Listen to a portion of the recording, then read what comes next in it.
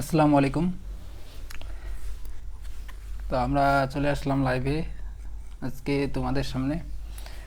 তো আজকে যে বিষয়টা নিয়ে আলোচনা করব তা তোমাদের সকলের আশা করি জানা, এবং আজকে যে আমাদের আলোচনার টপিক সেটা হলো অপরিচিতা। এই অপরিচিতা গল্পটা আজকে একবারে চুলছেড়া বিশ্লেষণ, এ টু জেড যতগুলো বিষয় আছে সবগুলো বিষয় তোমাদের সামনে উপস্থাপন করব। তো সবাই আমাদের লাইভটাতে যুক্ত হও। আস্তে আস্তে আমরা শুরু করব আমাদের আজকে আলোচনা পর্ব। একটু ওয়েট করি, সবাই আমাদের লাইভে যুক্ত হোক, তারপরে আমরা আমাদের আলোচনা শুরু করব। আর আমাদের আজকের এই লাইভটা কে কোথা থেকে দেখতেছ সবাই একটু কমেন্টে জানাও, কে কোন অঞ্চল থেকে দেখতেছ। এবং তোমাদের যদি কোনো বিষয়ে কোনো কিছু জানার থাকে তাহলে জানাইতে পারো। তোমরা কিন্তু একটা বিষয় আবার কি যে কেউ কিন্তু জানাও না যে তোমাদের কোনো বিষয়ে কোনো প্রশ্ন আসে কি না, এটা কিন্তু জানাইতে হবে আমাকে। যদি সে বিষয়ে যদি কোনো কোশ্চেন না করো তাহলে আমি কিভাবে বুঝবো যে তোমাদের কোন বিষয়ের উপর জিনিস, কোন টপিকের উপর দরকার। যদি প্রশ্ন করো তাহলে কিন্তু আমি বুঝতে পারবো হ্যাঁ তোমাদের এই টপিকের উপর দরকার, তাহলে আমাকে এই টপিকের উপর কিছু কথা বা তোমাদের জন্য ভিডিও বানাইতে হবে। তোমাদের কিন্তু এটা বলতে হবে, কিন্তু তোমরা তো এটা বলো না, যার কারণে এটা একটা হলো সমস্যা বড় ধরনের। তো আশা করি তোমরা পরবর্তীতে তোমরা এই বিষয়টা ভালোভাবে দেখবা, যাতে আমি তোমাদের ভালোভাবে সার্ভিস প্রোভাইড করতে পারি। তো আশা করি আমাদের আজকে লাইভে অনেকে যুক্ত হচ্ছে আস্তে আস্তে। তো সমস্যা নাই, আমরা ধীরে সুস্থে আজকে লাইভটা সম্পূর্ণটা করার চেষ্টা করব। তো আশা করি সবাই শেষ পর্যন্ত থাকবা এবং আমার সাথে আমি যেভাবে প্রশ্ন করব, যা কোনো কিছু জানতে চাবো, আমাকে সহযোগিতা করবা উত্তর দিয়ে। কারণ এখন দেখো আমি এখানে কথা বলি একাই একাই, আমার সামনে কিন্তু কোনো স্টুডেন্ট নেই। যখন অফলাইনে কোনো কোথাও পড়াই তখন কিন্তু সামনে অনেকগুলো স্টুডেন্ট থাকে, তখন একটা কথা বলার আগ্রহ থাকে। কিন্তু এখানে তো কেউ নেই, আমি নিজেই কথা বলি, এটা কিন্তু আগ্রহ থাকে না। তোমাদের যদি মানে ওরকম মনোযোগ না থাকে তাহলে আমার কথা বলার কিন্তু আগ্রহটা কমে যায়। তো এই জন্য সবাই একটু দেখবা। আর আমি একটা প্ল্যান করতেছি, এটা কীরকম হবে তোমরা সবাই জানাবা, যে আমি তোমাদের সবার সুবিধার্থে গুগল মিটে তোমরা যে টপিকের উপর ক্লাস চাও ওই টপিকের উপর গুগল মিটে ফ্রি ক্লাস নিতে চাচ্ছি। এবং ক্লাস নেওয়ার আগে আমি জানাই দিব কোন সময় ক্লাস নেব এবং কোন টপিকের উপর ক্লাস নেব। এটা কীরকম হবে সবাই একটু জানাবা, এটা তোমাদের সুবিধার জন্য বলতেছি। এখন এখানে অনেকে সুবিধা পাবে, অনেকে আবার বলবে যে এটা ভালো না। তবে আমার মনে হয় আমি এই সার্ভিসটা তোমাদের প্রোভাইড করলে তোমাদের অনেকটা উপকার হবে। বিশেষ করে যারা বিশ্ববিদ্যালয়ে ভর্তি প্রস্তুতি দিচ্ছে তাদের ক্ষেত্রে আমি একটা ফ্রি কোর্স মানে ছাড়তে চাচ্ছি। কীরকম হবে তোমরা সবাই একটু জানাবা, যে গুগল মিটে প্রতিদিন একটা করে ক্লাস নেব, এরকম অবস্থা আর কি। তো আশা করি সবাই পাশে থাকবা। তো তাহলে আজকে আমরা যে মূলত আলোচনা করতে চাইছিলাম, যে মেইন যে টপিকটা আমাদের আলোচনার মূল মধ্যমণি যেটা ছিল সেটা হলো অপরিচিতা গল্পটা। আজকে আমরা তার প্রথম পর্ব নিয়ে আলোচনা শুরু করব। তো অপরিচিতা যে গল্পটা রয়েছে, এই গল্পটার মূল যে বিষয়টা আমাদের আছে অপরিচিতা গল্পের, সেইটা হইল মানে এখানে মূল যে বিষয়টাকে কেন্দ্র করে মূলত আমাদের যে অপরিচিতা গল্পটা আছে এই গল্পটা মানে লেখা হয়েছে আর কি, মূল যে বিষয়টাকে কেন্দ্র করে। তো এই বিষয়টা নিয়ে আমরা আলোচনা করব। তার আলোচনা করার আগে একটু শুধু ওয়েট করি, আমরা একটা বিষয় একটু দেখে নিই। একটু টেকনিক্যাল সমস্যা হয়েছে, এটা সমাধান করেই আমি যুক্ত হচ্ছি আবার তোমাদের সাথে। তো একটু শুধু ধৈর্য ধরে আসলাম, আবারও ব্যাক। আমাদের একটু সমস্যা হয়েছিল যার কারণে একটু ব্যাক দিতে হয়েছিল। তো সমস্যা নাই, আমাদের যে আজকে আলোচনা যে টপিকের উপর আমরা আলোচনা করতে চাইলাম, আমরা সেই টপিকের আলোচনা তাহলে শুরু করি। তো আমাদের আজকে আমরা মূলত আলোচনা করতে চাইছিলাম অপরিচিতা এই গল্পটা নিয়ে। এই অপরিচিতার উপরে আমরা মূলত টোটাল চেষ্টা করব চারটা আছে না, হ্যাঁ, চারটা পর্বের মাধ্যমে আমরা এই অপরিচিতা গল্পটা তোমাদের সম্পূর্ণটা সমাপ্ত করার চেষ্টা করব। তো আজকে আমরা তার ধারাবাহিকতায় প্রথম পর্ব নিয়ে তোমাদের সামনে হাজির হব, এবং আজকের এই পর্বে মূলত আমরা প্রথম অংশ যেটা রয়েছে সেই অংশটা আলোচনা করার চেষ্টা করব। তো দেখো, অপরিচিতা গল্পের যে লেখক, অপরিচিতা গল্পটা লিখেছেন রবীন্দ্রনাথ ঠাকুর। তো আমরা সর্বপ্রথম রবীন্দ্রনাথ ঠাকুর সম্পর্কে কিছু তথ্য জেনে রাখি। আমি সবগুলো তথ্য বলবো না, কিছু তথ্য দাগাই দেব, যে তথ্যগুলো তোমাদের খুব ভালোভাবে পড়তে হবে, এগুলো পরীক্ষার জন্য খুবই খুবই ইম্পর্টেন্ট। তো এই তথ্যগুলো দেখাই দিচ্ছি, এবং বাকি যে তথ্যগুলো আছে বাকিগুলো পড়বা। আর যারা বিশ্ববিদ্যালয়ে ভর্তি প্রস্তুতি নিচ্ছ তাদের ক্ষেত্রে একটা আবার সমস্যা হয়ে থাকে, বড় একটা সমস্যা, তা হইল যে তারা এই টপিকগুলো পড়ে কিন্তু মানে খুব বিস্তারিতভাবে পড়তে যায়, মানে কবি পরিচিতিগুলো পড়ে ঠিক আছে, কিন্তু এমনভাবে পড়ে তারা মানে কোনো কিছুই বাদ রাখে না, একবারে ওদের সব কিছু বিস্তারিত পড়ে। এতগুলো পড়া দরকার নাই তো, তোমার পরীক্ষায় এত ইন ডিটেলসে একবারে প্রশ্ন আসবে না। এখন কেউ যদি মনে করতে চায় যে না আমি টপ করবো, টপ 100, টপ 20-10 জনের মধ্যে থাকবো, তাহলে তার কথাটা আলাদা। আর তোমার যদি মনে হয় যে না আমার অত একবারে খুব না হলে হবে, তাহলে অত বিস্তারিত না জানলেও খুব একটা প্রবলেম হবে না। আর যদি কারো যদি মনে হয় যে আমার জানা দরকার, তাহলে জানো, সমস্যা নেই। কিন্তু আমার যেটা মানে পার্সোনাল অভিজ্ঞতা, আমি নিজে বিশ্ববিদ্যালয়ে একজন স্টুডেন্ট হওয়ার তাগিদে যে অভিজ্ঞতা, সেই অভিজ্ঞতাতে বলছি, খুব একটা বিস্তারিত না জানলেও খুব সমস্যা হবে না আশা করি। তো সর্বপ্রথম আর একটা কথা হলো, যেগুলো ইম্পর্টেন্ট কবি তাদের সম্পর্কে একটু বিস্তারিত জানাই ভালো, আর যারা খুব একটা ইম্পর্টেন্ট না তাদের খুব একটা না জানলেও সমস্যা হবে না। তো রবীন্দ্রনাথ ঠাকুর, তার জন্মটা সর্বপ্রথম জানবা। কত সালে জন্ম? 1861 খ্রিস্টাব্দে 7 মে জন্মগ্রহণ করেন। তারপর তার সম্পর্কে জানতে হবে, বাংলা ছোট গল্পের শ্রেষ্ঠ শিল্পী ছিলেন তিনি। তার সম্পর্কে আরও বিষয় হলো যে 1884 খ্রিস্টাব্দে মাত্র 16 বছর বয়সে, কত বছর ছিল? মাত্র 16 বছর, কিন্তু অনেক কম। 16 বছর বয়সে ভিকারিনী গল্প রচনার মাধ্যমে ছোট গল্পের লেখক হিসাবে আত্মপ্রকাশ ঘটে। তাহলে কোন গল্পের মাধ্যমে? ভিকারিনী কত বছর বয়সে? 16 বছর বয়সে। এই তথ্যগুলো কিন্তু জেনে রাখবা। এরপরে তার এটা মোটামুটি একটা ইম্পর্টেন্ট না খুব একটা, যে 15টি ছোট গল্প, 95টি ছোট গল্প, এবং এইটা সবচেয়ে ইম্পর্টেন্ট যে রবীন্দ্রনাথ ঠাকুর রচিত সর্বশেষ গল্পটির নাম হলো মুসলমানির গল্প। এটা কিন্তু ইম্পর্টেন্ট, এটা ভালোভাবে মাথায় রাখবা। এরপরে তার রয়েছে হলো পারিবারিক জমিদারি তদারকি সূত্রে কুষ্টিয়া শিলাইদহে বসবাসকালে রবীন্দ্রনাথের ছোট গল্প রচনা স্বর্ণযুগ। এটা কিন্তু পরীক্ষায় বারবারই আসে, এই জিনিসটা সম্পর্কে একটু মানে ভালোভাবে এটা আয়ত্তে রাখবা আর কি, যে রবীন্দ্রনাথ ঠাকুর যে ছিল তার মানে ছোট গল্প রচনা স্বর্ণযুগ যে ছিল, ওটা কোথায় ছিল, কোন জায়গাটার মধ্যে ছিল? সেটা হলো কুষ্টিয়া শিলাদহে বসবাসকালের যে সময়টা, ওই সময়ে। এটা ইম্পর্টেন্ট, এটা বারবার কিন্তু পরীক্ষায় আসছে। তারপর তার উপন্যাসগুলো সম্পর্কে জানতেই হবে, যে উপন্যাসগুলো রয়েছে। দেখো, একটু টেকনিক্যাল সমস্যা, এই জন্য অনেক দুঃখিত, মানে নেটের কারণে একটু মানে হয়ে যাচ্ছে, নেটের দুর্বলতার কারণে। তো আশা করি বিষয়টা সকলে বুঝবা।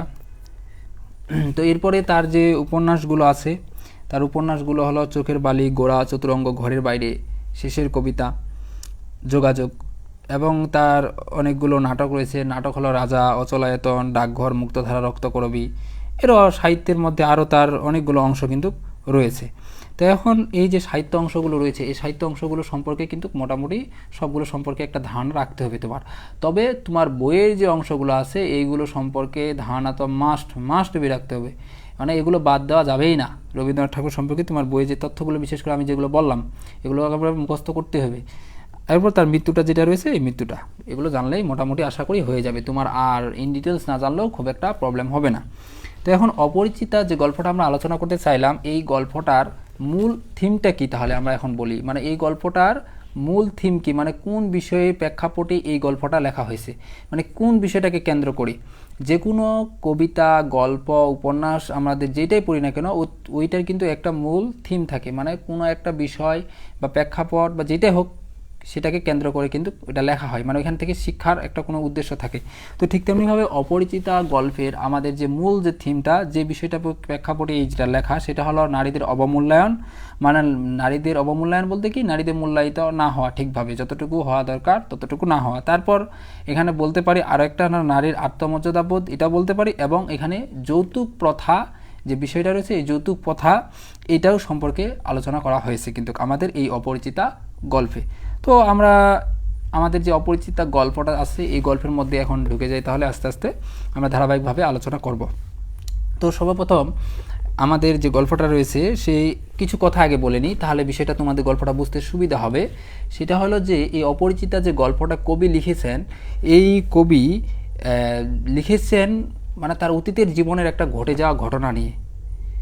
আরেকটা এখানে কথায় ইনক্লুড করে দিই, এটা মাথায় চলে আসছে যেহেতু, যে এটা কিন্তু উত্তম পুরুষের জবানিতে এই গল্পটা লেখা। এখন উত্তম পুরুষের জবানি বলতে কোনটাকে বোঝাই, যখন কবি নিজের ভাষায় কোনো একটা জিনিস ব্যক্ত করবে গল্পটা, তখন সেটাকে কিন্তু আমরা উত্তম পুরুষ বলে থাকি। মানে নিজে এখানে আসে, আমরা জানি না উত্তম কেন এখানে উত্তম পুরুষ আবার বলা হয়, কারণ নর্মাল ভাষায় আমরা কি জানি, পার্সন, ইংরেজিতে যেটাকে পার্সন আমরা বলি, first person, second person, third person. তো ফার্স্ট পার্সন হলো উত্তম পুরুষ, তারপর মধ্যম পুরুষ, সেকেন্ড পার্সন, আর থার্ড পার্সন হলো নাম পুরুষ। তা ফার্স্ট পার্সন উত্তম পুরুষ মানে কি, আমরা, মানে আমি যেখানে আসি। তো এরকম গল্পগুলোতে যেগুলোতে কবি এরকম নিজেই আসে, নিজেই তার মানে পরিচয় দিচ্ছে, নিজেই সেখানে গল্পের মধ্যে ইনক্লুড আছে, এরকম যখন কোনো একটা গল্প রচনা করা হবে, তখন সেই গল্পটাকে উত্তম পুরুষ জবানিতে লেখা গল্প বলা হয়। যেমন তোমাদের আরেকটা গল্প আছে, সেটা হলো বিলাসী, এই গল্পটা পাবা, ওইখানেও কবি কিন্তু নিজে আছে। এরকম আরও অসংখ্য কিন্তু তোমরা গল্প পাবা যে গল্পগুলোতে কবি নিজে আছে। তো এইরকম যে গল্পগুলো, সেই গল্পগুলো হলো উত্তম পুরুষের জবানিতে লেখা গল্প। তো এই যে গল্পটা আছে, অপরিচিত গল্পটা, এই গল্পটা তোমাদের যে বিষয়টা হলো, এটা হলো অতীতের কবি রবীন্দ্রনাথ ঠাকুরের তার অতীতের যে ঘটে যাওয়া একটা ঘটনা, মানে যেটা হোক আর কি, সেইটা পরবর্তীতে তার বয়স যখন অনেক বেড়ে গেছে, এই পরবর্তীতে সে তখন অতীতের তার যে একটা ঘটনা ছিল, যখন তার 27 বছর হয়েছে, মানে 27 বছর বয়স হয়েছে, তখন সে তার অতীতের যে যখন তার বয়স 22-23 ছিল, মানে তখনকার একটা ঘটনা সে স্মরণ করতেছে, সে মনে করতেছে যে তার অতীত এরকম ছিল। এই বিষয়টাকে প্রেক্ষাপটে মূলত এই গল্পটা লেখা হয়েছে, মানে অতীতের বিষয়কে সে স্মরণ করে সেই গল্পটা লিখছে। যেমন আমরা আমাদের অতীতের বিষয়গুলোকে মনে করে বিভিন্ন ধরনের ডায়েরি বা যে কোনো জায়গায় বিভিন্ন ধরনের কথা লিখি, তো ঠিক তেমনিভাবে তিনিও এটা লিখেছেন। তো ওই জন্য কিন্তু প্রথমেই বলা হয়েছে যে আজ আমার বয়স 27 মাত্র, মানে আজকের কথা বলতেছে যে আজ আমার বয়স হলো 27, মানে বর্তমানে তার বয়স হলো কত, 27। এগুলো কিন্তু ভালোভাবে বুঝতে হবে টার্মগুলা, যে বর্তমানে কত, বিয়ের সময় তার বয়স কত, ট্রেনে যখন ভ্রমণ করছিল তখন তার বয়স কত, সবগুলো কিন্তু আলোচনা করবো ইন ডিটেলস। ভালোভাবে দেখো, ধৈর্য ধরে শেষ পর্যন্ত, কোনো আশা করি সমস্যা হবে না। তো দেখো বলছে যে আজ আমার বয়স 27 মাত্র।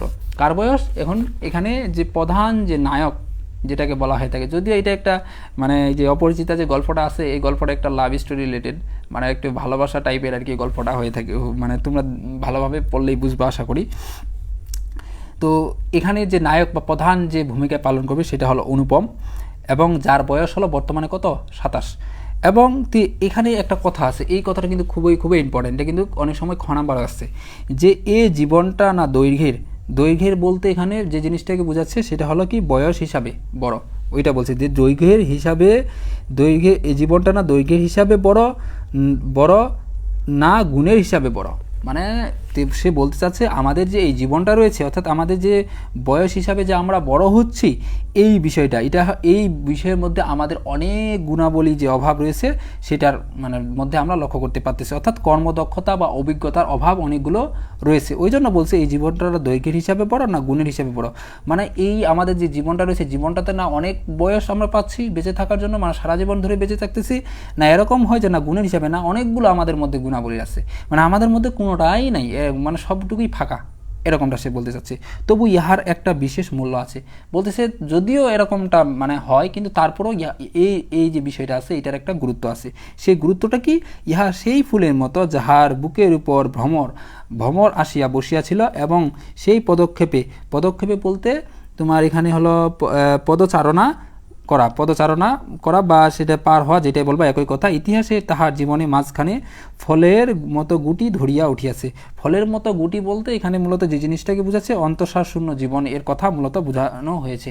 অর্থাৎ বলছে সে কবি বলতে চাচ্ছে যে আমাদের জীবনে যদিও অনেক সংক্ষিপ্ত, খুব একটা বড় না, এবং খুব গুণাবলীও নাই, কিন্তু ইহার একটা আমাদের এটা কিন্তু অবহেলা চোখে দেখার নেই, এটার একটা গুরুত্ব আছে, এবং এটার আমাদের জীবনে কিন্তু একটা মানে ফুলের গুটির মানে অন্তঃসার শূন্য অবস্থার মতো বিরাজ করতেছে আমাদের এই জীবনটা, মানে অর্থাৎ আমাদের সংক্ষিপ্ত জীবনে কোনো গুণাবলী নাই, কোনো কিছুই নাই, এবং ইহার আমাদের এই জীবনে এমন একটা অবস্থায় পৌঁছেছে যে এটার ভিতরে কোনো কিছুই আমাদের নাই, গুরুত্বর জিনিস সবগুলো মানে বেকাজের জিনিস। ওই জন্য এটার সাথে তুলনা করছে মূলত ফলের মতো গুটি, অর্থাৎ ফলের মতো গুটি বলতে অন্তঃসার শূন্য জীবন, মানে ভিতরে কোনো কিছু নাই, ফাঁপা যেটাকে বলে আর কি, এরকম অবস্থা। সেই ইতিহাসটুকু আকারে ছোট, তাহাকে ছোট করিয়া লিখিব, পারে তার জীবনের যে ঘটনাগুলা এগুলো খুব একটা বড় না, এটা অনেক ছোট, তবে ইহাকে সে ছোট করে লিখিবে, এটা বলতেছে যে খুব একটা বড় করব না। ছোটকে যাহারা সামান্য বলিয়া ভুল করেন না, তাহারা ইহার রস বুঝিবেন। আবার তিনি আবার বলতেছে ছোটকে যাহারা সামান্য বলিয়া ভুল করেন না, মানে ছোটকে সামান্য বলিয়া এটা ভুল করে না, এটা যে তাহারা আবার ইহার রস বুঝে, মানে এটাকে ছোট বলে তুমি নগণ্য বলে দিবা এরকমটা না, এটা যে মনে করে বা গুরুত্ব দেয় সেই কিন্তু এর আসল মানে রসটা বুঝতে পারবে।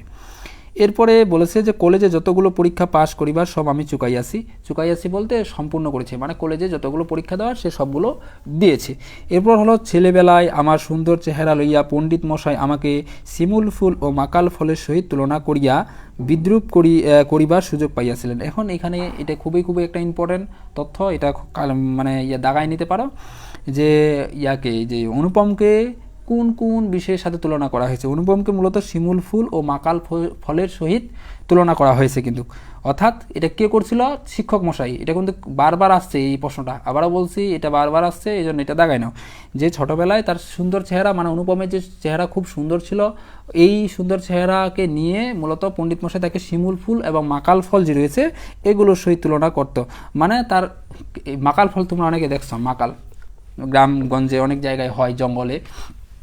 তো এই মাকাল ফল কীরকম? বাইরে থেকে দেখতে কিন্তু খুব সুন্দর, তোমরা যারা দেখছো তারা বলতে পারবা, কিন্তু ভেতরে এটা একবারে কালো একটা মানে কেমন জানি থাকে, মানে বিশ্রী একটা অবস্থা, তুমি দেখলেই মনে হয় তোমার মানে কেমন জানি লাগবে, মানে খারাপ লাগবে একটু আর কি। মানে ভিতরে বাইরে যেরকম দেখতে সৌন্দর্য, কিন্তু ভেতরে কিন্তু এরকম সৌন্দর্য নাই। তো ওইটাই বলছে যে ছোটোবেলায় যে অনুপমের যে চেহারা ছিল সেই চেহারাকে নিয়ে সকলে মানে এই যে শিমুল ফুল এবং মাকাল ফুলের সহিত তুলনা করতো, মানে বাইরে দেখতে সুন্দর কিন্তু ভেতরে আসলে অত সুন্দর, তার মধ্যে সৌন্দর্যতা নাই। তারপর বলছে যে করিবার সুযোগ পাইয়াছিলেন, ইহাতে তখন বড় লজ্জা পাইতাম। এই বিষয়গুলো নিয়ে যখন কথা হইতো, মানে তাকে এভাবে বিদ্রুপ করা হইতো, তখন সে অনেক লজ্জা পাইতো। কিন্তু বয়স হইয়া এ কথা ভাবিয়াছি, যদি জন্মান্তর বলতে পূর্ণজন্ম।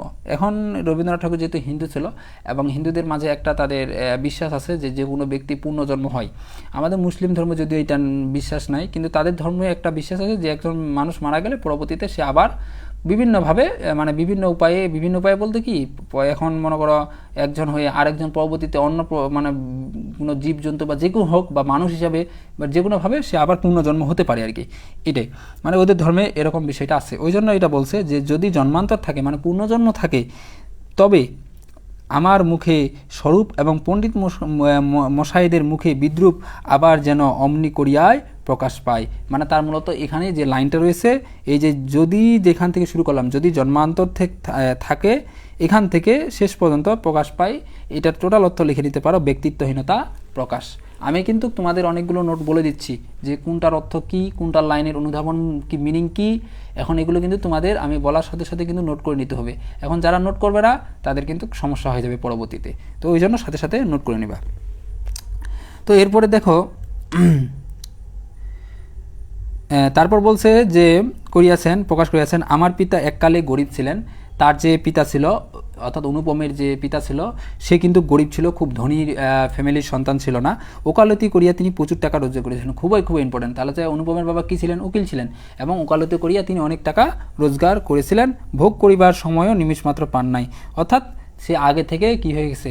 মারা গেছে। মানে অনেক সম্পত্তি করছে ঠিক আছে, কিন্তু এটা ভোগ করার সুযোগ আর পান নাই, তার আগে মারা গেছে। মৃত্যুতে তিনি যে হাঁপ ছাড়িলেন সেই তার প্রথম অবকাশ। হাঁপ মানে হলো নিঃশ্বাস, আর অবকাশ মানে হলো অবসর। বলছে মরার পর প্রথমেই তার মানে অবসর হইল। মানে কিরকম বিষয়টা, যে এখানে মূলত বলতে চাচ্ছে যে অনুপমের যে বাবা ছিল, মানে সে বলছে যে সে সারা জীবন শুধু টাকার পেছনে ছুটে গেছে, কীভাবে টাকা উপার্জন করা যায়, কীভাবে মানে অনেক টাকার সম্পত্তির মালিক হওয়া যায়, কিন্তু কখনো তিনি নিজেকে রেস্ট মানে বিশ্রামের মধ্যে রাখে নাই, সবসময় শুধু সে চেষ্টা করছে টাকা উপার্জনের পিছনে। তো ওই জন্য বলছে যে যখন মারা গেলেন তখনই তার প্রথম অবকাশ, মানে সে প্রথম অবসরের সময় পাইল। মানে আগে কখনো অবসর নেওয়া মানে নেই সে কখনো, সবসময় নিজেকে বিভিন্ন কাজে যেভাবে হোক ব্যস্ত রাখতো।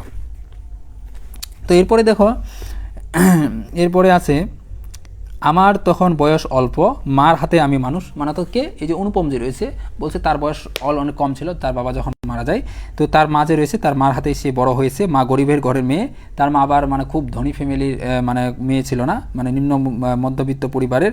তাই আমরা যে ধনী এ কথা তিনিও ভোলেন না এবং আমাকে ভুলিতে দেন না। অর্থাৎ মানে তার মা কী ছিল দেখো, এখানে মা গরিবের ঘরের মেয়ে, তার মা কিন্তু খুব একটা ধনী ফ্যামিলির মেয়ে ছিল না, তার মা যে ছিল। তাই আমরা যে ধনী এ কথা তিনি ভোলেন না। গরিব ছিল ঠিক আছে, কিন্তু এরা যে ধনী এ কথা তিনি আবার ভুলেন না এবং আমাকেও ভুলিতে দেন না। মানে তারা ধনী নিজেদেরকে এইভাবে সবসময় পরিচয় দিয়ে রাখতো এবং এভাবে তাদের এই যে মর্যাদা ধরে রাখার চেষ্টা করতো। শিশুকালে আমি কোলে কোলে মানুষ বোধ করি, মানে ছোটোবেলা থেকেই সে মানে অনুপম অনেক আদরে বড় হয়েছে, মানে এর কোলে উল কোলে, মানে সবসময় সবার আদর খেয়ে খেয়ে সে বড় হয়েছে। ওই জন্য বলছে শিশুকালে আমি কোলে কোলে মানুষ বোধ করি, সেজন্য শেষ পর্যন্ত আমার পুরোপুরি বয়সই হলো না। মানে বয়সের সাথে সাথে যে একটা মানুষের পরিবর্তন হওয়া দরকার, চেঞ্জ হওয়া দরকার, এটা তার মধ্যে অনুপমের মধ্যে হয়নি। এরকমটা তোমরা গ্রামগঞ্জে অসংখ্য ছেলেপেলে লক্ষ্য করতে পারবা, যে ছেলেপেলেগুলোকে মনে করো পরিবারের সকলে মানে যারা রয়েছে সবাই খুব ইয়া করে, মানে ভালোবাসা সবসময় দেয়, সবাই শুধু তাকে মানে কোনো কাজ করতে দেয় না, কোনো কিছু করতে দেয় না, বা কোথাও বাইরে খুব একটা ঘোরাঘুরি নাই, বন্ধুদের সাথে ঘোরাঘুরি নাই, সবসময় শুধু তাদের আদরে রাখে, ভালোবাসা দিয়ে রাখে। এই ছেলেপেলেগুলো কিন্তু এরকম সমস্যা হয়। মানে তোমার একটা ছেলের জন্য আমার মতে যেটা দেখছি, তাকে সমাজে ঘুরতে হবে, সবগুলো বিষয় দেখতে হবে, বিভিন্ন বাধা প্রতিবন্ধকতা আসবে, ওইগুলো মোকাবিলা করতে শিখতে হবে। এই যারা এইভাবে বিভিন্ন মাঠে নেমে এগুলো সমস্যাগুলো দেখবে, তারাই কিন্তু এটা শিখবে। যে ঠকবে না সে কিন্তু কখনো শিখবে না। একটা সহজ কথাই বলি, তুমি যে কোনো কাজ শিখছো কীভাবে? ওইটাতে মারা খাইছো বলেই কিন্তু শিখছো। তো তুমি যদি মারা না খাও তাহলে তুমি সেটা শিখতে না কিন্তু। তো এই জন্য তিনি এটাই বলতে চাচ্ছে যে কবি, যে সে সবসময় আদরে ছিল, সবসময় সবার ভালোবাসার মধ্যমণি ছিল। তো এই জন্য তার সাথে যে পরিবর্তনটা হওয়া দরকার সেটা হয় নাই।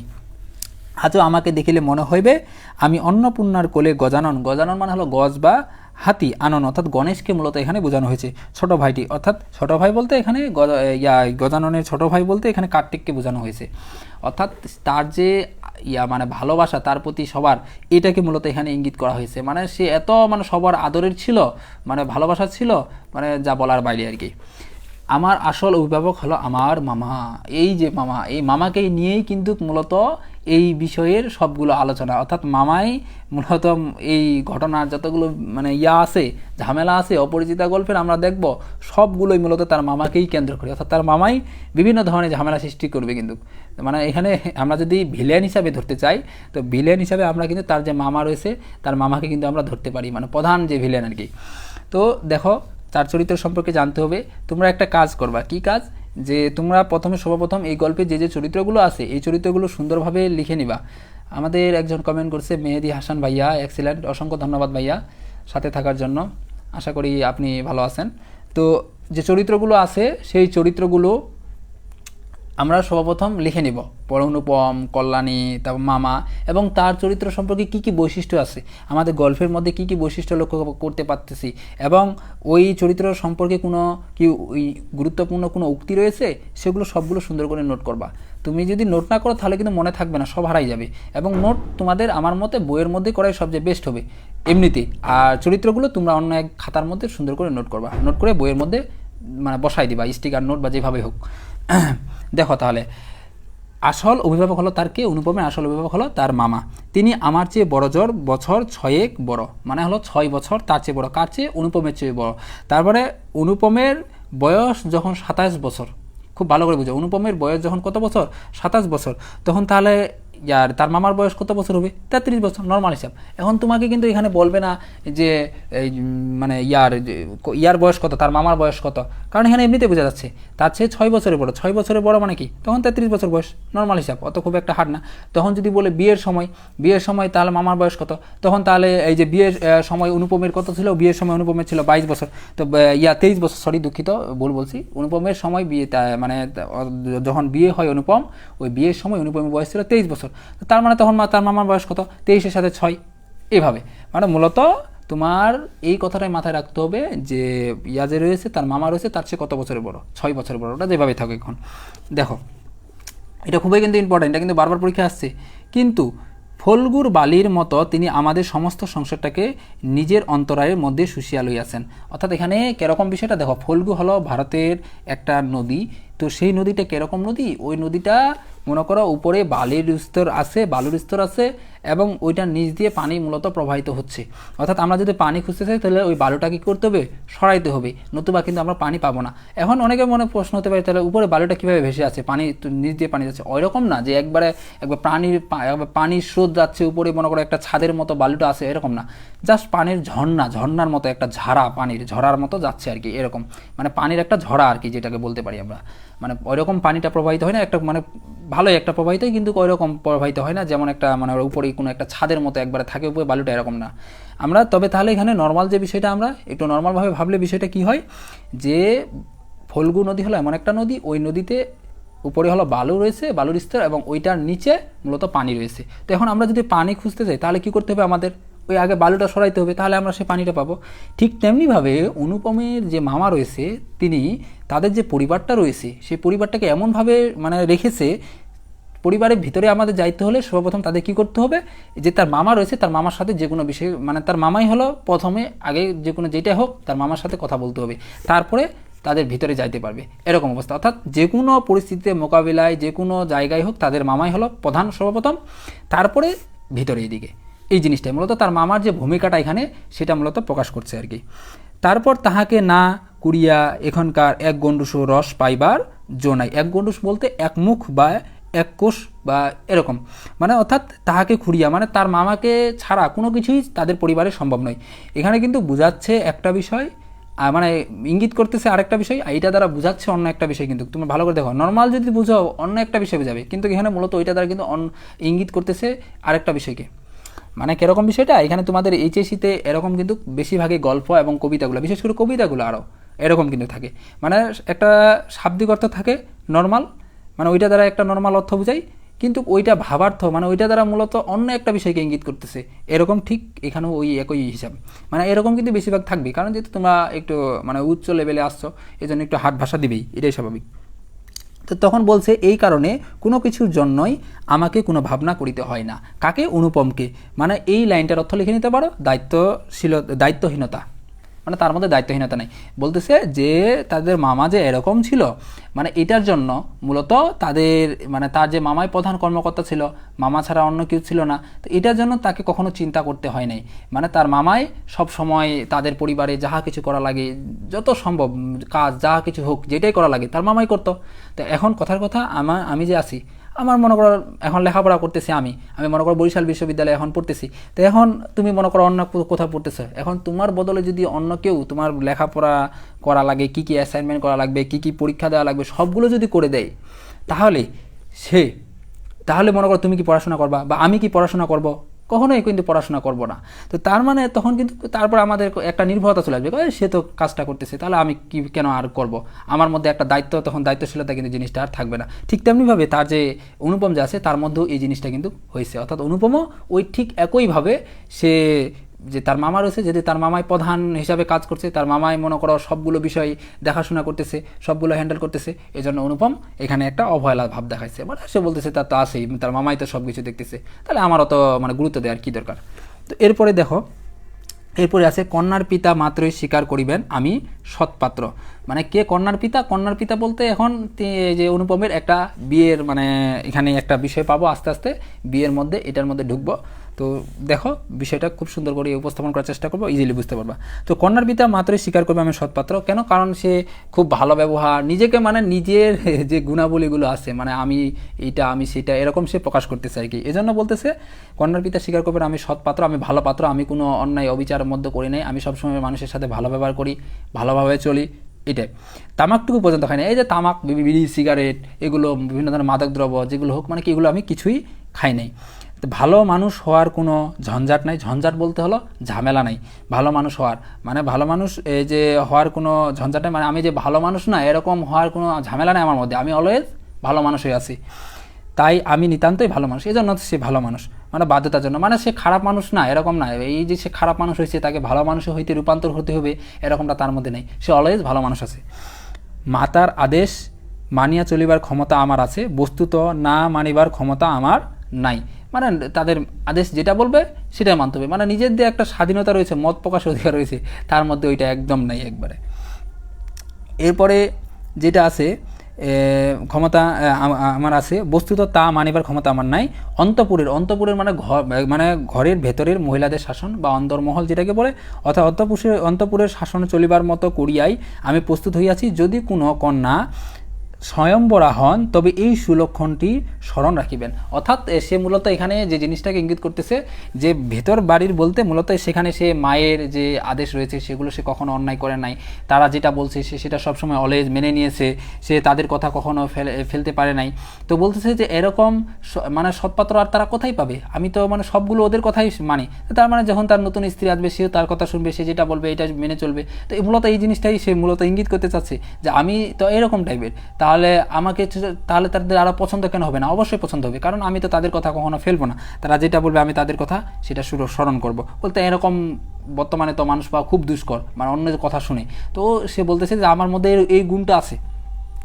এরপরে দেখো, এরপরে বলছে যে অনেক বড় ঘর হইতে আমার সম্বন্ধ বলতে কি সম্পর্ক আসিয়াছিল, মানে অনেক বড় ঘর থেকে তার একটা সম্পর্ক এসেছিল, মানে বিয়ের জন্য আর কি। কিন্তু মামা যিনি পৃথিবীর তা আমার ভাগ্য দেবতার প্রধান এজেন্ট, মানে তার মামা যে রয়েছে তার মামা হলো পৃথিবীর ভাগ্য দেবতার মানে হলো প্রধান এজেন্ট, মানে এজেন্ট বলতে হলো নর্মালি হলো প্রতিনিধি।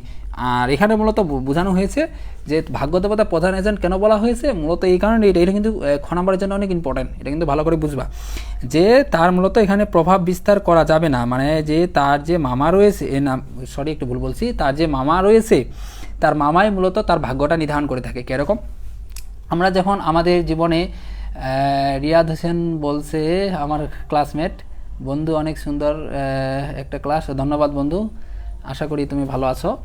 তো দেখো যে জিনিসটা বলতেছিলাম যে তার মামা, আমরা ভাগ্য বলতে নর্মালি কী বুঝি, আমাদের মানে কোনো কাজ করতে গিয়ে আমরা এটা করতেছি সেটা করতেছি, মনে করো কোনো একটা হঠাৎ হয়ে যাচ্ছে, আমরা এটাকে ভাগ্য বলি। মনে করো কোনো একটা কাজ করলাম, এখন এটার ফল ভালো হইতে পারে খারাপ হইতে পারে, আমরা এটা বলি যে ভালো হলে বলি যে আমার ভাগ্যে এটা ছিল, খারাপ হলে বলি যে আমার ভাগ্যে এটা ছিল।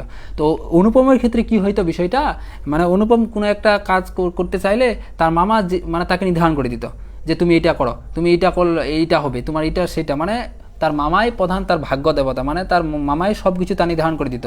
মানে এই জন্য তার মামাকে বলা হয়েছে মামা যিনি পৃথিবীর আমার ভাগ্য দেবতার প্রধান এজেন্ট, মানে আমার মামাই যেটা বলবে আমার ওইটাই ভাগ্যের মধ্যে আছে, এরকম কথাটা, মানে তার মামাই প্রধান, উনি যেটা বলবে ওইটাই, অন্য কোনো কিছু নেই।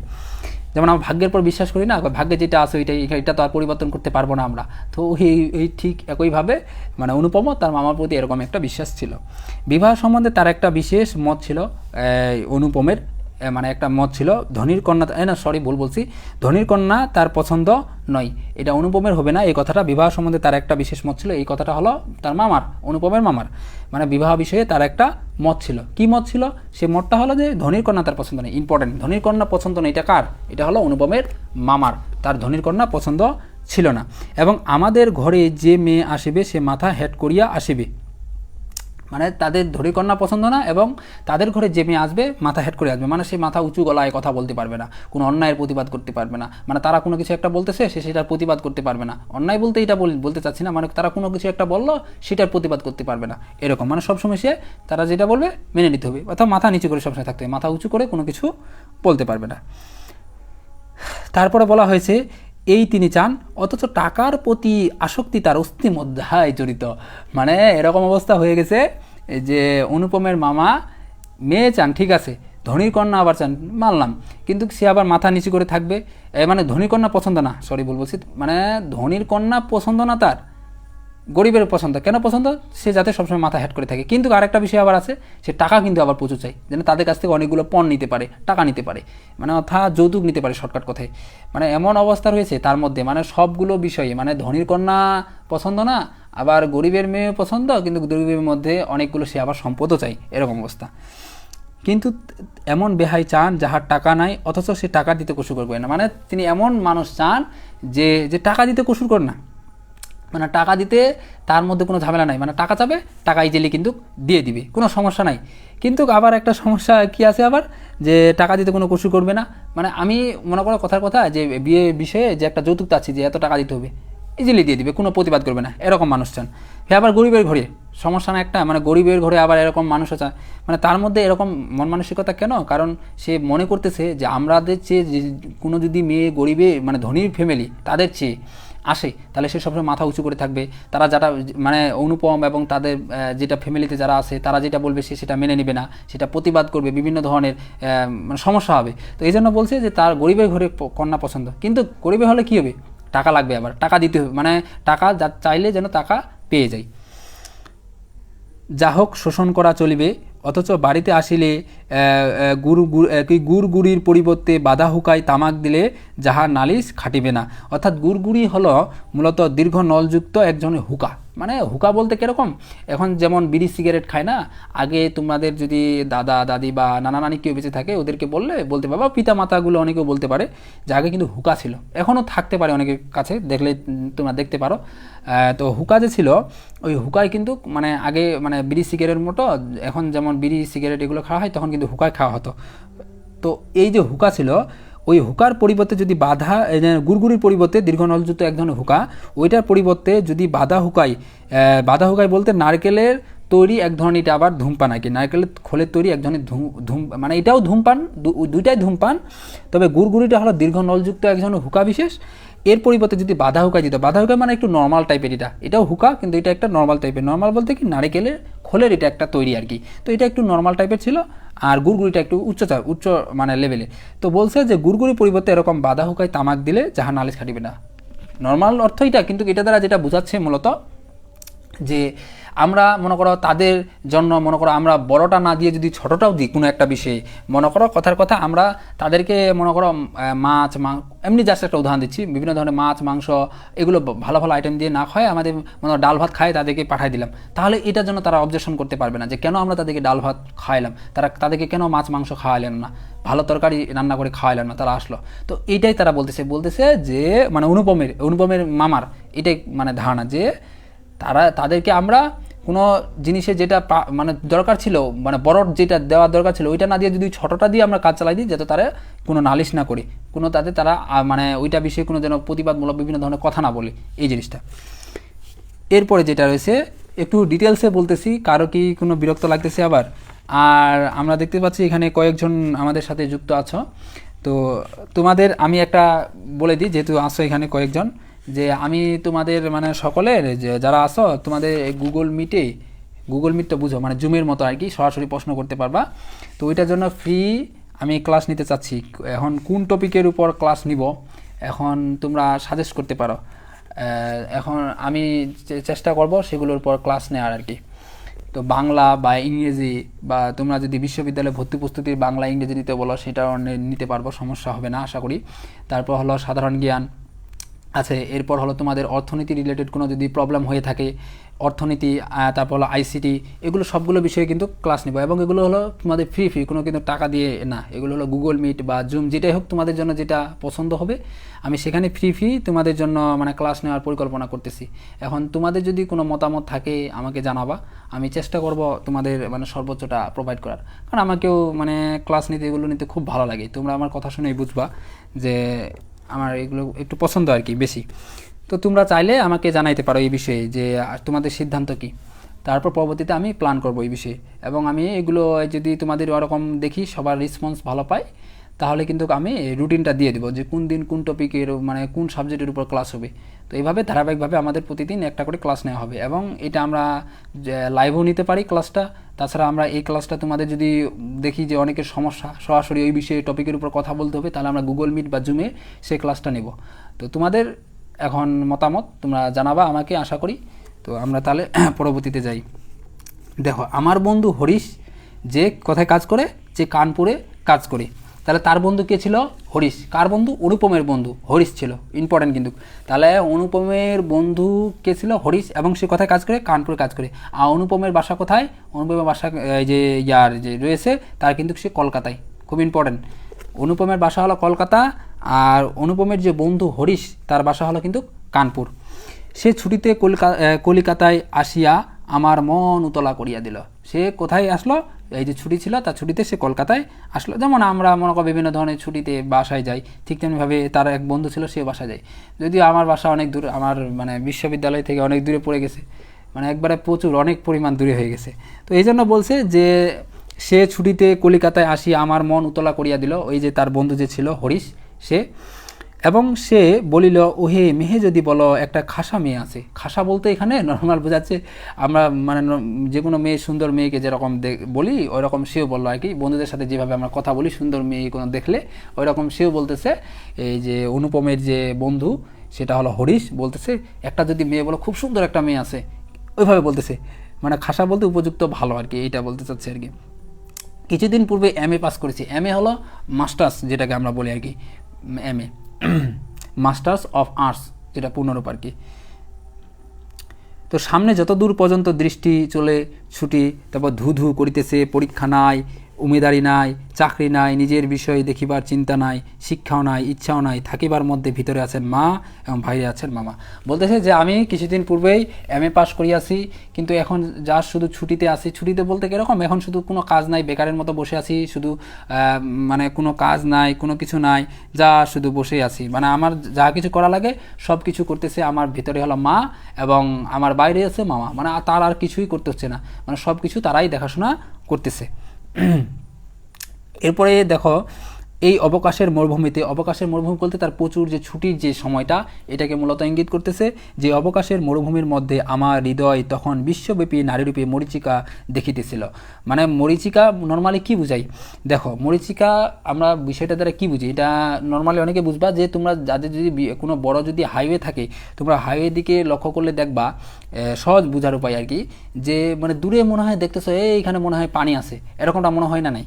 মানে দূরে মনে করো এখান থেকে চোখ দিয়ে দেখতেছ, মনে হবে যে ওইখানে মনে হয় পানি আছে, রাস্তার মধ্যে মনে হয় পানি ফেলে দিছে, কিন্তু আসলে কিন্তু তুমি যখন ওইখানে যাও দেখা যায় না, কোনো পানি নেই। তো এই যে একটা চোখের যে ভুল, মানে ভ্রান্তি, এটাকে মূলত মরীচিকা বলা হয়ে থাকে, মানে ভুল দৃষ্টি। তো ওইটাই বলতেছে যে আমার এই অবকাশের মরুভূমিতে, এই মানে ছুটি, মানে অনেক দিন ধরে যে কোনো কাজকর্ম নাই, কোনো কিছু নাই, বসে আছে জাস্ট, বলছে এটার মধ্যে আমার হৃদয়ে তখন বিশ্বব্যাপী নারীরূপে মরীচিকা দেখিতেছিল।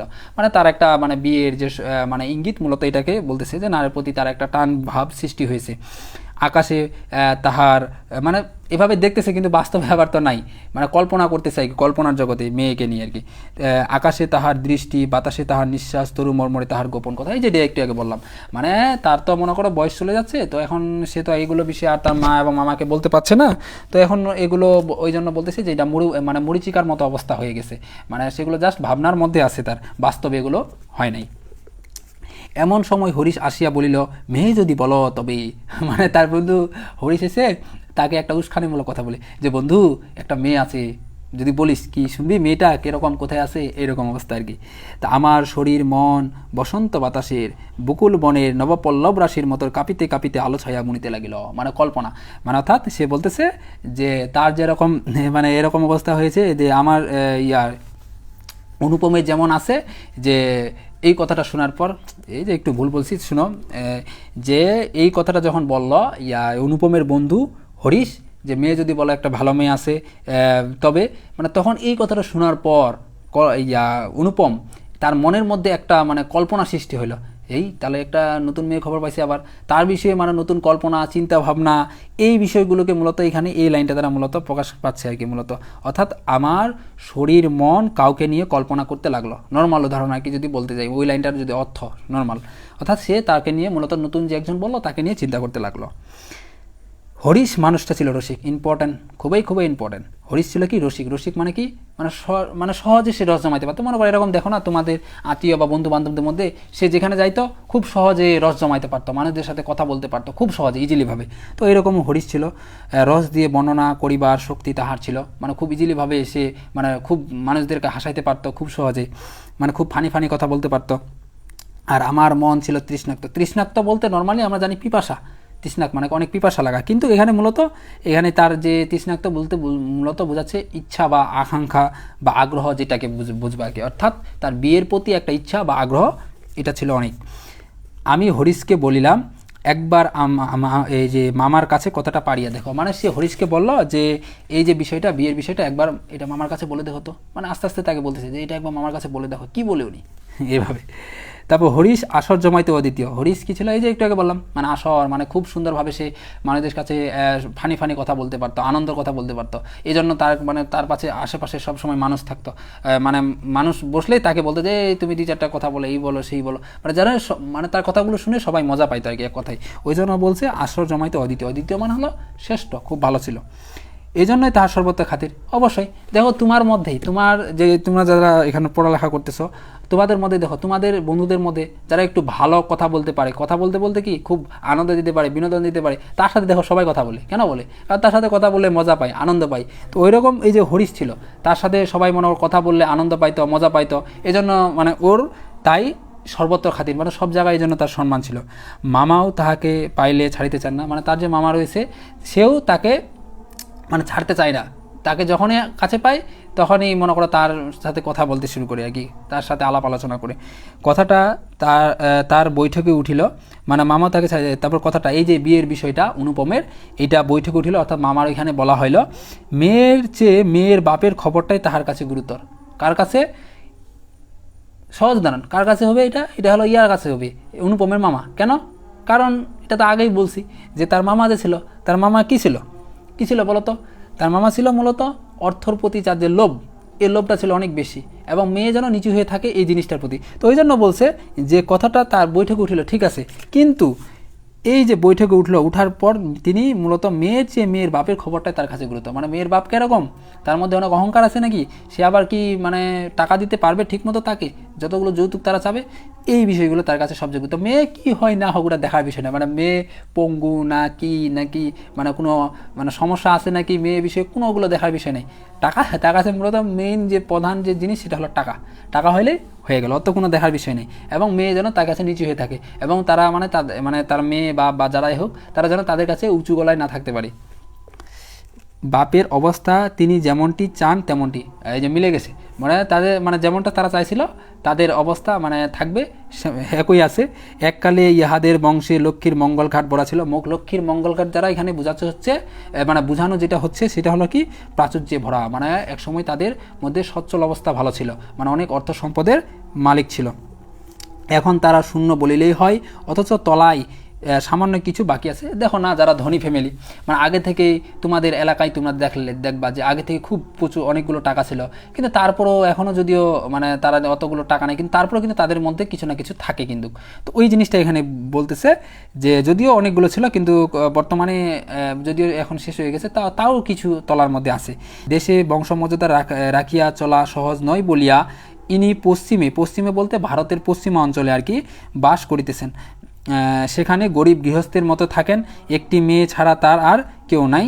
সুতরাং তাহার পশ্চাত্যে লক্ষ্মীর ঘটিটি একবার উপর করিয়া দিতে দ্বিধা হইবে না। দেখো এখন কীরকম অবস্থা হয়েছে, মানে তার তো আগে অনেক অর্থ সম্পদ ছিল, কথার কথা তোমার মনে করো আগে অনেক অর্থ সম্পদ ছিল, এখন মনে করো তোমার অর্থ সম্পদ সেগুলো যেভাবে হোক, কারণ এগুলো একটা কথা আগে বলে দিই যে অর্থ সম্পদ এগুলো নিয়ে কখনো বড়াই করা কিন্তু উচিত না। কেন উচিত না? এগুলো কখন থাকবে কখন যাবে এগুলো কিন্তু কোনো ঠিক ঠিকানা নেই। এরকম অসংখ্য মানুষ হয়েছে নিমিষের মধ্যে ধনী হয়ে গেছে, নিমিষের মধ্যে গরিব হয়ে গেছে, এরকম মানে ধনী হইতে একটু যদিও সময় লাগে কিন্তু গরিব হইতে কিন্তু সময় লাগে না, গরিব কিন্তু খুব দ্রুত হয়ে যায় মানুষ। তো ওই জন্য কখনো অর্থ নিয়ে কখনো গর্ব করা উচিত না আমার মতে না, এটা সবাই বলে যে অর্থ নিয়ে কখনো অহংকার করা উচিত না আর কি। তো এই যে তারা যে ছিল অনুপমের যে শ্বশুর বাড়ির লোক, অর্থাৎ শর্টকাট কথা এই যে কল্যাণী যে আছে, কল্যাণী এবং তার বাবা যে আছে, তাদের মানে অর্থ সম্পদ একসময় ছিল, কিন্তু এখন অর্থ সম্পদ নাই, হারাই গেছে অনেকগুলো, তবে অনেক কমে গেছে। তো এই যে মান সম্মানের দায়ে তারা সেখানে যে অঞ্চলে ছিল সেই অঞ্চলে আর কিন্তু নাই, তারা পরবর্তীতে কী হচ্ছে ওই অঞ্চল ছেড়ে তারা অন্য একটা অঞ্চলে গেছে তাদের মান সম্মান রক্ষার দায়ে। এরপরে যে জিনিসটা আছে যে শেষের যে লাইনটা ওইটা আলোচনা করি নাই, যে সেটা হলো তাহাতে পশ্চাত্য লক্ষ্মীর ঘটিটি একবারে উপর করিয়া দিতে দ্বিধা হইবে না। তাহাতে বলতে কি, অর্থাৎ অনুপমের যে বিয়ে হবে এই বিয়েতে বলছে তার তো একটাই মেয়ে, আর তো কেউ নাই, একজনে আছে কল্যাণী শুধু। তো বলতেছে তার জন্য একটা মেয়ের জন্য যতগুলো সম্পদ দরকার, যতগুলো মানে টাকা পয়সা দরকার সবগুলো দিতে তাদের কোনো দ্বিধা হইবে না, এটাই বলছে। তা এইসব ভালো কথা, কিন্তু মেয়ের বয়স যে 15, বলছে ঠিক আছে সব কিছু মানলাম, টাকা টুকা কোনো সমস্যা হবে না, কিন্তু বলতেছে মেয়ের বয়স তো 15, মেয়ের বয়স তো 15 বলতে কীরকম, এটা কেন বলা হয়েছে দেখো, তৎকালীন সমাজে একটা রীতি ছিল যে মেয়েদের যে বয়স, এই বয়সটা এখন আমরা নর্মালি একটা মেয়ের বিয়ের জন্য বয়স যদি ধরতে যাই অনেক মনে করো 18-20 এরকম ধরা হয়, কিন্তু 18 বছর মানে ধরা হয় সরকারি হিসাবে। তো তৎকালীন কিন্তু এটা কিন্তু একটা রীতি ছিল যে মেয়েদের বয়স মানে 10 থেকে শুরু করে মানে যত কম সময়ে বিয়ে করা যায় তত ভালো আর কি। আগে এরকম একটা রীতি রেওয়াজ ছিল, মানে যখন বয়সটা বেড়ে যায় বেশি তখন অনেকে মনে করে কি যে তার মনে হয় কোনো সমস্যা আছে মেয়ের, এইটা ওটা যেই সে মানে বিভিন্ন ধরনের কথাবার্তা। মানে শর্টকাট কথায় যদি বলতে চাই, মানে তৎকালীন সমাজে মেয়ের বয়স বাড়া মানে ওর মধ্যে কোনো সমস্যা আছে, ওই কারণে ওর বিয়ে হচ্ছে না। আর এখন তো ওই সমাজ নাই, এখন তো অনেকটা পরিবর্তন হয়েছে। তো ওই জন্য কিন্তু বলছে যে যাই হোক হরিশের বয়স ভুল বলছি, মেয়ের বয়স 15, মানে মেয়ের বয়স তো 15 মানে তারা বলতেছে যে মেয়ের বয়স তো 15 মানে অনেক বেশি হয়ে গেছে, ওইটা বোঝাতে চাচ্ছে। তাই শুনিয়া মামার মন ভার হইল, ভার বলতে হলো চিন্তাযুক্ত হইল, এটা শুনে যে মেয়ের বয়স তো অনেক হয়ে গেছে, আবার মেয়ের মধ্যে কোনো সমস্যা আছে নাকি, এই বিষয়টাকে নিয়ে তখন মামার একটা চিন্তার ভাব শুরু হইল। বংশে তো কোনো দোষ নাই, না দোষ নাই, মানে বলতেছে বংশে তাদের কোনো আবার দোষ আছে নাকি, বলতেছে না দোষ নাই, বাপ কোথাও তার মায়ের যোগ্য বর খুঁজিয়া পান না। তখন বলতেছে যে বাপে মানে ওর মেয়ের জন্য যে উপযুক্ত যে বর খুঁজতে খুঁজতে দেরি হয়ে গেছে, তারা এমনটা বলতেছে। একে তো বরের হাটের মহাজ্ঞ বলতে কি দুর্বল, মানে মহামূল্যবান, মানে পাওয়া যায় না সহজে এরকম। তাহার উপর ধনুক ভাঙ্গা পণ, মানে অনেক পণ বলতে হলো প্রতিজ্ঞা, যেটাকে নর্মালি বোঝা হয়, মানে অনেক টাকা চাই, যৌতুক চাই। কাজেই বাপ কেবল সবুর করিতেছেন, মানে ধৈর্য ধরে আছেন যে কখন ভালো একজন আসবে, কখন ভালো একজন মানুষের সাথে তার মেয়ের বিয়ে দিবে, কিন্তু মেয়ের বয়স তো সবুর করতেছে না। মানে তার বাপ ধৈর্য ধরে আছে কিন্তু মেয়ের বয়স তো আর সবুর করতেছে না, মেয়ের বয়স কি থেমে আছে। শম্ভুনাথ বাবু যেটাকে বলা হয়, তার বাবা আর কি, কল্যাণী বাবা, তো তিনি তো মনে করো মেয়ের জন্য উপযুক্ত পাত্র খুঁজতেছেন, এই জন্য অনেক সময় নিচ্ছেন। কিন্তু মেয়ের বয়স কি থেমে থাকবে, মেয়ের বয়স কিন্তু কখনো থেমে থাকবে না, মেয়ের বয়স কিন্তু বাড়তে থাকবে। কারণ একটা কথা আছে, সময় এবং স্রোত কারার জন্য অপেক্ষা করে, এটা কিন্তু বহমান সবসময়। এরপরে যেটা রয়েছে যে যাই হোক হরিষে সরশোষণার গুণ আছে, তারপর মামার মন নরম হইল, মানে হরিষের সরশোষণার গুণ আছে বলতে কি হরিষ যে কোনো বিষয়কে খুব সহজভাবে উপস্থাপন করতে পারে, খুব সুন্দরভাবে বুঝাই দিতে পারে জিনিসটা, এইটাই বলতেছে। মামার মন নরম হইল মানে সে সুন্দরভাবে এই জিনিসটা বুঝাই দিল তার মামাকে, তখন মামার মন নরম হইল। বিবাহের ভূমিকা অংশটা নির্বিঘ্নে সমাধা হইয়া গেল, মানে হলো যে বিবাহের জন্য কি যা যা করা লাগে, কি কি করতে হবে, এই বিষয়গুলো খুব ইজিলিভাবে মানে সম্পূর্ণ হয়ে গেল, সমাধান হয়ে গেল। তারপর কলকাতার বাইরে বাকি যে পৃথিবীটা আছে সমস্তটাকেই মামা আন্দামান দ্বীপের অন্তর্গত বলিয়া জানেন। আন্দামান দ্বীপ হলো বঙ্গোপসাগরের একটা দ্বীপ, এটা জেনে রাখো, আন্দামান দ্বীপ হলো বঙ্গোপসাগরের একটা দ্বীপ। তো কি বলছে যে কলকাতার বাইরে যে একটা আলাদা জগৎ আছে, সেই জগৎটাকে মূলত তার যে মামা রয়েছে সেই মামা আন্দামান দ্বীপ বলিয়া, মানে ওটা একটা আলাদা জগৎ, মানে তার যে এলাকা রয়েছে এটা একটা আলাদা, মানে তিনি কখনো কিন্তু বাইরে যান না, তার মামা সব সময় তার এলাকার মধ্যে থাকেন। তো ওইটাই বলতেছে যে আলাদা একটা ওটা দ্বীপের সাথে তুলনা করছে। জীবনে একবার বিশেষ কাজে তিনি কন্যাগর পর্যন্ত গিয়েছিলেন, মানে কন্যাগর হলো কলিকাতার মানে কলকাতা, তখন তো কলকাতা তখন কলিকাতার নাম ছিল আর কি, মানে যেটাই বলবা একই কথা, কন্যাগর মানে কলকাতার নিকটস্থ একটি স্থান, সেখানে মূলত তিনি গিয়েছিলেন এক সময়, যে অনুপমের মামা। মামা যদি মনু হইতেন, মনু মানে হলো বিধানকর্তা, মনু মানে কি বিধানকর্তা হইতেন, তবে তিনি হাবরালপুর বলতে এখানে মূলত বোঝাচ্ছে বেশি দূরে যাওয়া আর কি, পার হওয়াটাকে তার সহিংসতার একেবারে নিষেধ করিয়া দিতেন। মানে মামা যদি প্রধান বিধানকর্তা হতেন, তিনি সবাইকে বলতেন যে এই জায়গা থেকে বেশি দূর যাওয়া যাবে না, এখান পর্যন্ত তোমাদের সীমানা, এখানে বাইরে গেলে তোমাদের শাস্তি দেওয়া হবে, এরকম। মানে যেহেতু মানে তিনি বাইরে যেতে স্বাচ্ছন্দ্য বোধ করেন না, কারণ বাইরে গেলে মানুষের বিভিন্ন অপমান এটা ওটা যে বিভিন্ন প্রতিবন্ধকতার শিকার হইতে হবে, মানুষদের কাছে ছোটো হইতে হবে, এরকম বিভিন্ন ধরনের আরও ঝামেলা প্রতিবন্ধকতা, কোথায় এতগুলো কে নিবি, কেন এগুলো আমি নিব, এই কারণে মূলত তিনি আরও বাইরে যাইতেন না। এরপরে দেখো, এরপরে আছে হ্যাঁ, মনের মধ্যে ইচ্ছা ছিল, কার ইচ্ছা ছিল, অনুপমের। কি ইচ্ছা ছিল, যে এটা ইম্পর্টেন্ট কিন্তু লাগাই নাও, যেগুলো বলতেছি ইম্পর্টেন্ট ওইগুলো একবারে বাদ দিবা না, সবগুলোই পড়বা। আমি যেগুলো বলছি ওইগুলো শুধু যে এটা না, সবগুলোই পড়বা, তবে যেগুলো বলছি ইম্পর্টেন্ট এগুলো মাস্ট একবারে, এগুলো একবারে বাদ দেওয়া মানে উচিত হবে না একবারে। তা মনের মধ্যে ইচ্ছা ছিল, অনুপমের একটা আকাঙ্ক্ষা ছিল মনের মধ্যে, কি ছিল, নিজের চোখে মেয়ে দেখে আসবে, মানে এটা সবার মোটামুটি একটা ইচ্ছা থাকে যে বিয়ে যেহেতু করবে, মনে করো নিজের চোখে দেখে আসবে যে কীরকম মেয়ে, তারপর হলো দেখতে কীরকম, তারপর তার চালচলন কীরকম, মানে সবগুলো বিষয় ওভারঅল সে লক্ষ্য করতে চাইছিল। তো তারপর সাহস করিয়া প্রস্তাব করিতে পারিলাম না, মানে সে সাহস করে এই বিষয়টা তার মামার কাছে তুলতে পারলেন না যে আমি আমার মেয়ে দেখতে হবে, মেয়েটা কীরকম আমি সেটা নিজে চোখে দেখে আসবো। তো সেইটা এখানে মূলত তার যে কাপুরুষ যে মনোভাব এটা মূলত প্রকাশ পাচ্ছে। চাইলে তোমরা লিখে নিতে পারো কিন্তু এই কথাগুলো। এরপরে আরেকটু আছে, তারপর আজকে আমরা শেষ করে দেব, পরবর্তীতে আমরা 2 নম্বর পর্ব আলোচনা করব। আরেকটু সবাই ধৈর্য ধরে দেখতে থাকো। কন্যাকে আশীর্বাদ করিবার জন্য যাহাকে পাঠানো হইল সে আমাদের বিনু দাদা। বিনু দাদা, বিনু দাদাকে, বিনু দাদা হলো আমার পিস্তুত ভাই। পিস্তুত মানে হলো কি, তার ফুফাতো ভাই। তারা আশীর্বাদ করার জন্য কাকে পাঠানো হইলো, খুবই ইম্পর্টেন্ট, দাগাই না, এটা খুবই ইম্পর্টেন্ট। আশীর্বাদ করার জন্য কন্যাকে, তাহলে তার যে পিস্তুত ভাই, সে পিস্তুত ভাই হলো বিনু দাদা, তাকে পাঠানো হইলো। তাহার মতো রুচি আর দক্ষতার পরে আমি 16 আনা, 16 আনা বলতে হলো সম্পূর্ণ নির্ভর। 16 আনা বা বলতে নর্মালি যেটা বোঝায়, আমরা যেটা বুঝি 16 আনা বলতে পুরাপুরি বিশ্বাস আছে তার উপর, এটা বলতেছে নির্ভর করতে পারি। বিনু দাদা ফিরে আসিয়া বলিলেন মন্দ নহে খাঁটি সোনা বটে।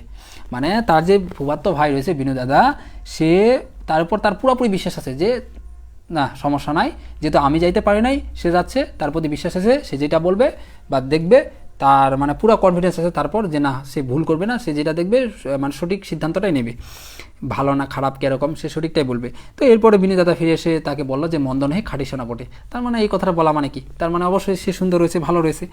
তা বিনু দাদা ভাষাটা অত্যন্ত আর্ট, খুবই ইম্পর্টেন্টও। তাহলে কার ভাষাটা আর্ট, বিনু দাদা। তার ভাষাটা ছিল অত্যন্ত আট মান হলো সংক্ষিপ্ত, মানে যে কোনো কথা সে শর্ট করে বলতো, যেটা আমরা অনেক বিস্তারিতভাবে বলি সে সেটা বিস্তারিতভাবে বলতো না, অনেক সংক্ষিপ্তভাবে বলতো। এই কথাটার পরবর্তীতে আছে দেখো, যেখানে আমরা বলি চমৎকার সেখানে বলেন চলনসই। আমরা কোনো একটা জিনিস দেখে মনে করো খুবই অবাক হচ্ছে, এটা কীভাবে হলো, এরকম অবাক হচ্ছে। আর সে কীভাবে অবাক হচ্ছে, সে বলছে এটা কীরকম হলো, মানে এরকম এক্সপ্রেশনটা আর কি। মানে একটা জিনিস দেখে আমরা যেরকমটা করতেছি সেরকমটা না, মানে একটা জিনিস দেখে আমরা খুবই খুশি হচ্ছি, বাপরে এটা এরকম এরকম এইরকম, আর সে আবার খুশি হচ্ছে এটা এরকম এরকম এরকম। মানে বিষয়টা হলো মানে তার যে প্রকাশভঙ্গিটা, অন্যজন যেভাবে প্রকাশ করে তার প্রকাশভঙ্গিটা একটু কম, তার চেয়ে একটু সেই জিনিসটাকে কমভাবে প্রকাশ করে, এটাই। এরকম অসংখ্য মানুষ আছে, তোমরা লক্ষ্য করলেই দেখবা। তো ওই যাই বলে যেখানে আমরা বলি চমৎকার সেখানে তিনি বলেন কি চলনসই। অতএব বুঝিলাম আমার ভাগ্যে প্রজাপতির সঙ্গে, প্রজাপতি হলো বিয়ের যে দেবতা, এগুলো হিন্দুদের বিষয় একটু আছে। কেন হিন্দুদের বিষয় এখানে দিছে, যেহেতু তিনি নিজে হিন্দু ছিল, ওই জন্য যারা মুসলিম আছে আর কি তাদের একটু সমস্যা হবে পড়তে, কষ্ট হবে আর কি। এই জন্য তারা ওয়ার্ড মিনিংগুলো সবগুলো আমি যেগুলো বিশেষ করে বলছি এগুলো সবগুলো লিখে নিবা, তাহলে বুঝতে একটু সুবিধা হবে। এবং এই ওয়ার্ড মিনিংগুলো কিন্তু তোমাদের বইয়ের মধ্যে কিন্তু বিস্তারিতভাবে দেওয়া আছে, একটু দেখে নিবা তাহলে বুঝতে খুব সুবিধা হবে। তো আমার ভাগ্যে প্রজাপতি মানে হলো ব্রহ্মা, যিনি হলো বিয়ের দেবতা, সঙ্গে পঞ্চস্বর হলো প্রেমের যে দেবতা রয়েছে সেটা, অর্থাৎ মদন নদী ব্যবহারে 5 ধরনের এক ধরনের বান, সেটাকে বলছে মূলত প্রেমের দেবতাকে এখানে ইঙ্গিত করতেছে।